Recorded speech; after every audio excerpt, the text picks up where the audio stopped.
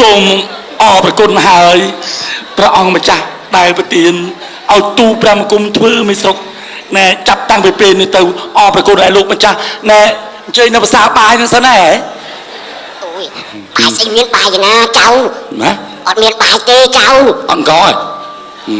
តន់ដាំទៀតណែអរគុណឲ្យលោកម្ចាស់ព្រោះចេះចឹងខ្ញុំហ្នឹងទៅជាមេស្រុកកុយពីថ្ងៃទៅហ្មងបាទទៅជាមេស្រុកអូយអរគុណឲ្យលោកម្ចាស់បាទអញ្ចឹងឆាប់ទទួលព្រះសាររបស់ព្រះអង្គបាទអរគុណហើយបើចឹងនេះចាប់ដើមណែចឹងអាហ្នឹងហ្មងហ៎បាទសម្លៀកបំពាក់របស់មេស្រុកមកចៅតាពាក់ទីមកចៅ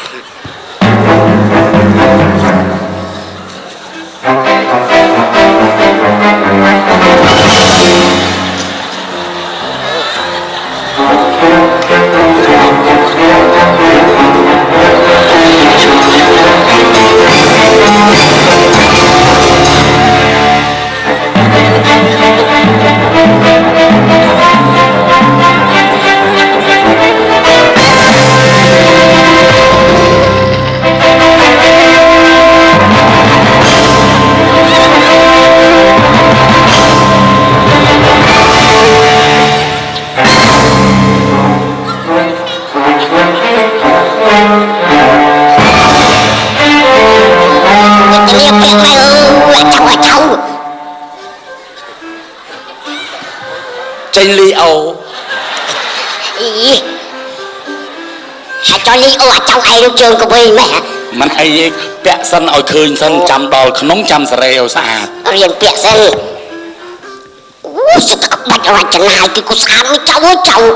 ដាក់បាយមកសម្រាប់វាឆ្ងាញ់ណាស់អូយ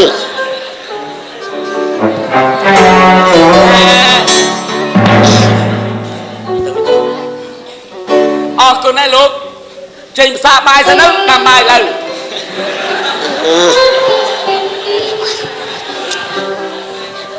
ហើយចុះអាចចៅឯងនោះសុកទៅបានគឺមិនសុកមេអីចឹងអាចចៅ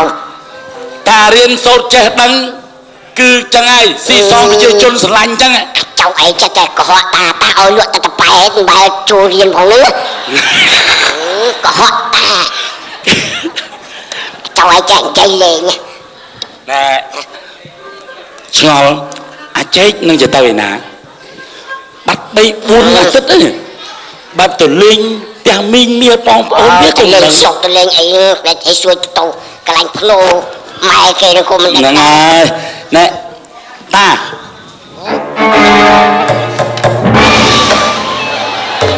អាចចៅឯង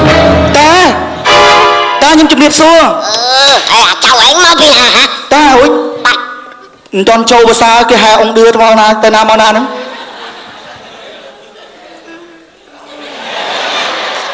ស្អីគេហ្នឹងក៏បត់ក្បាលក៏ឯងចិត្តថាអាចេបានប្រាប់ហើយថាអាកោឯងឆ្ងាញ់ដោយសារដូងទេបាទត្រូវហើយតប៉ែវាឆ្ងាញ់ដោយសារអីតប៉ែជូមេវាល្អណែតាគាត់ស្រឡាញ់អញពឺរៀនអញសពបែបយ៉ាងឥឡូវព្រះអង្គម្ចាស់ទេវង្គកុមារ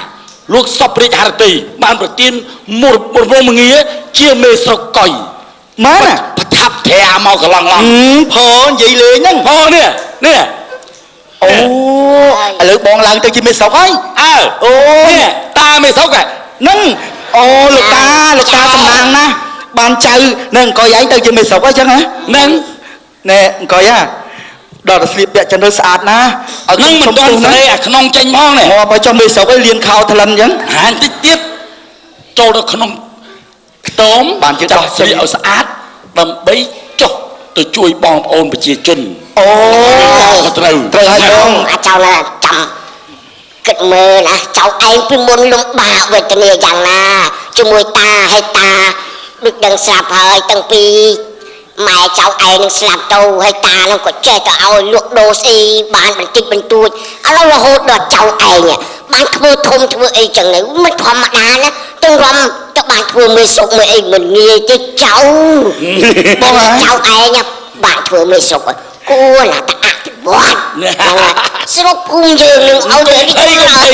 មានប្រសាសន៍ដោយលោកតាពិតជាត្រូវណា ហើយមិន បងខ្ញុំគិតថាឥឡូវបងឡើងជាមេស្រុកហើយខ្ញុំគ្មានអ្នកណាពឹងពាក់ទេមានតែបងមួយហ្នឹងចុះបើសិនខ្ញុំចង់ឲ្យបងជួយខ្ញុំរឿងមួយបងជួយទេ ណាគ្រាន់អញឡើងមិនស្រុកព្រាមអានេះជួយអញព្រាមគេថាអញស្អីនិយមបាក់ពួកអី រឿងហ្នឹងរឿងល្អទេមិនមែនរឿងអាក្រក់ទេបងរឿងល្អតា រឿងអី ចង់ឲ្យបងឯងទៅចូលទៅជួបលោកសេដ្ឋីទៅស្ដីដណ្ដឹងកែសមេលាដែលជាគូដណ្ដឹងខ្ញុំកាលពីមុនឲ្យខ្ញុំវិញតើបងឯងហ៊ានទៅហ៎ កាដឹងចៅ មិនចេះខ្លាចអីតំណាក់ទៅមេស្រុកប៉ុណ្ណាណីអា អូខ្ញុំភ្លេចឲ្យឈឹង ខ្ញុំលោកសេដ្ឋីលោកនៅទឹកដីចន្ទសក្រាមក៏ដោយសារណាមេស្រុកដែរជាអ្នកគ្រប់គ្រងថាអាញាធរដែរដីបាទបងមិនគ្រប់មេស្រុកគ្រប់អី ត្រូវហើយបងឥឡូវខ្ញុំពឹងពាក់លើបងទាំងស្រុងហើយបងណាបងទៅដណ្ដឹងឲ្យខ្ញុំមក បញ្ហាទៅចូលស្ដីណានៅឲ្យស្ងៀមណាអាប្អូនបាទអាចមើលដាំបាយតាចាំខ្ញុំដាំបាយទុកឲ្យបងឯងណាបងណាណាយកនោះ អូចាមេសុកកុយនេះអីគូខ្ទាទឹកមាត់សម្បត្តិម៉េច ធម្មតាទេលោកតា មេសុកក៏ខ្ទាទឹកមាត់ប្រាំអូចៅអត់ តាឯងកុំចេះបើចឹងណាតាខ្ញុំទៅណា ខ្ញុំសង្ឃឹមហើយបងណា ហ្នឹងហើយរៀបចំផ្លែឈើទៅបង ចៅជ័យអញដាំទឹកអី បាទខ្ញុំទៅដាំបាយតាណា ហ្នឹងហើយអូយគិតថាលោកមុននោះវាពិបាកពេកមានចៅពីរនោះវាខូចវាខិលអូយអត់phảiឲ្យវាសំណាងរបស់ខ្ញុំតែប៉ុណ្ណេះឲ្យចៅចេញកាត់ខ្ញុំសាប់ឲ្យ